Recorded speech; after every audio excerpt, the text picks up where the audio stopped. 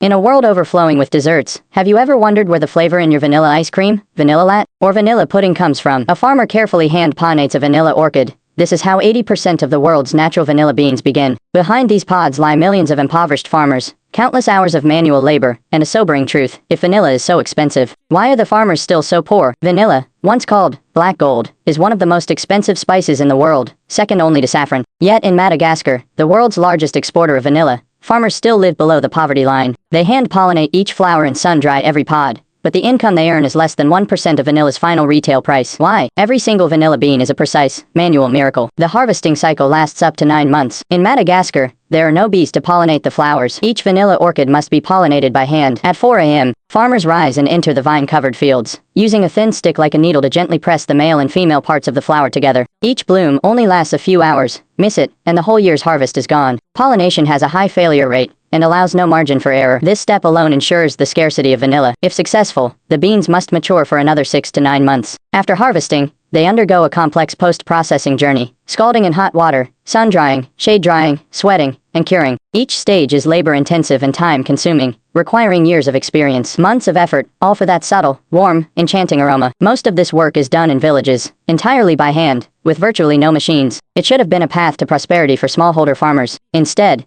it has become a poverty trap, due to market monopolies and interference from international speculators. In the most supply-constrained years, global vanilla prices can skyrocket to $600 per kilogram, but the farmers often receive less than $50. A farmer may spend a whole year growing vanilla, only to sell a few kilos of pods, not even enough to pay for a child's school fees. And in years of good harvest, prices crash, incomes drop, and there are no safety nets. Farmers can't afford to store their beans and wait for better prices. They lack storage facilities and the means to wait. Their children need food. The sick need medicine. There's no electricity or internet in the village. Cash is the only option. Worse still is the rampant theft. Vanilla beans are known as gold hanging from trees, and during harvest season, farmers must patrol their fields day and night, sometimes even sleeping among the crops. A farmer might guard their vines for an entire year, only to harvest 200 beans, barely enough to supply a European high-end dessert shop for a few days. Export grading systems further concentrate profits in the hands of overseas processors. Once the beans leave the village, they are strictly graded by length, color, and oil content. Lower-grade beans are sold off cheaply, while the premium ones go to European spice companies, turned into extract or luxury flavorings, with prices multiplied many times over. In response to this structural poverty, some quiet efforts are emerging. A few cooperatives are trying to export dried beans directly to European baking brands, cutting out middlemen. GOs are helping farmers build basic, drying houses to prevent mold and spoilage due to unpredictable weather. Some farmers, with GO support, have built their own drying facilities, used solar dryers, and learned basic grading skills. But such cases are rare, far from enough to shift the entire supply chain. Meanwhile, global consumers still embrace the natural vanilla halo, rarely realizing that behind it lies the persistent poverty of farmers in developing countries, who have almost no bargaining power. A spice industry on which the global dessert market depends has failed to lift its producers out of poverty. Perhaps it's time we reconsider: is there a fairer choice behind that drop of vanilla extract?